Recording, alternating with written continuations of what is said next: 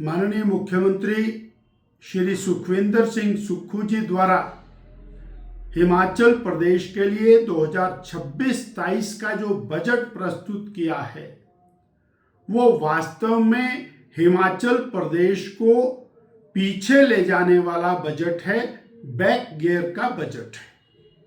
ना तो हिमाचल प्रदेश के किसी मुख्यमंत्री ने कभी ऐसा बजट प्रस्तुत किया और जिसमें 4,000 करोड़ रुपया गत वर्ष की तुलना में कम प्रावधान किया है।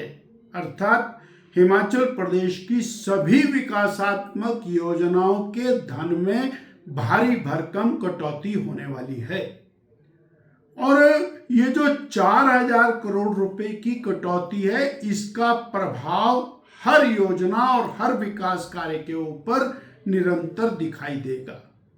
जो बजट पढ़ा जा रहा है वो बजट चाहे वो मत्स्य पालन का हो, किसान का हो, बागवान का हो, वो बकरी पालन का हो, वो मुर्गी पालन का हो, वो सारा का सारा बजट केंद्र के और बजट के अंदर जो प्रावधान किए हैं उन प्रावधानों से निकाल करके केवल किताब को मोटा करने का काम किया है।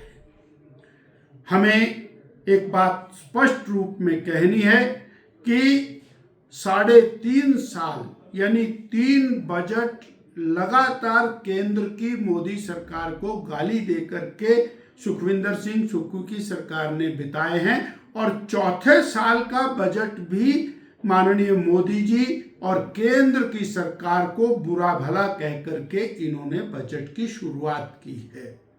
वास्तव में केंद्र प्रायोजित योजनाओं, केंद्र के धन से हिमाचल प्रदेश निरंतर आगे बढ़ रहा है और 100% योजनाएं जो हिमाचल में चल रही हैं वो केंद्र प्रायोजित होने के बावजूद केवल और केवल केंद्र को कोसने का काम इस बजट में किया है। एक और जो सबसे बड़ा झूठ इस बजट के माध्यम से प्रदेश की जनता को परोसा गया है वो ये कि जो 10 गारंटियां और घोषणाएं कांग्रेस ने 2022 में की थी वो सरकारी दस्तावेज के रूप में प्रदेश की कांग्रेस सरकार उन गारंटियों को पूरा कर रही है। इससे बड़ा झूठ कोई नहीं हो सकता। उन गारंटियों में कहा गया था कि पहली कैबिनेट में 1 लाख सरकारी नौकरियां मिलेंगी, पक्की मिलेंगी, पेंशन वाली मिलेंगी। आज तक एक भी नौकरी नहीं मिली। उस गारंटी में कहा गया था 28 लाख बहनों को 1,500 रुपया महीना पहली कैबिनेट में मिलेगा। 3.5 साल 40 महीना बीत जाने के बाद किसी को कोई पैसा नहीं मिला। उस गारंटी में कहा गया था 100 रुपये लीटर दूध पहली कैबिनेट में किसान का बिकना शुरू होगा। आज 60 रुपये लीटर दूध की बात कहकर मुख्यमंत्री जी गारंटी पूरी करने की बात कर रहे हैं।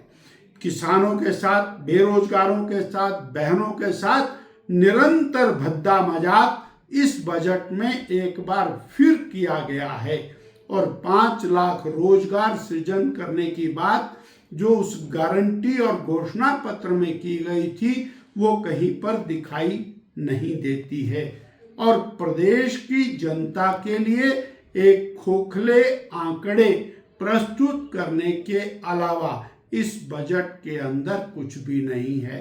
इस बजट में बिगड़ती कानून व्यवस्था को संभालने के लिए कोई प्रावधान नहीं है।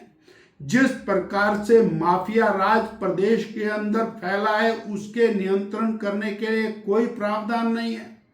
जो और अस्पताल बिना दवाइयों के चल रहे हैं उनके लिए कोई प्रावधान नहीं है और संस्थानों को बंद करने के लिए जो बंद किए हैं उनको खोलना तो दूर की बात है और संस्थानों को बंद करने की बात भी इस बजट में कही गई है, जो हिमाचल प्रदेश की जनता के साथ धोखा है।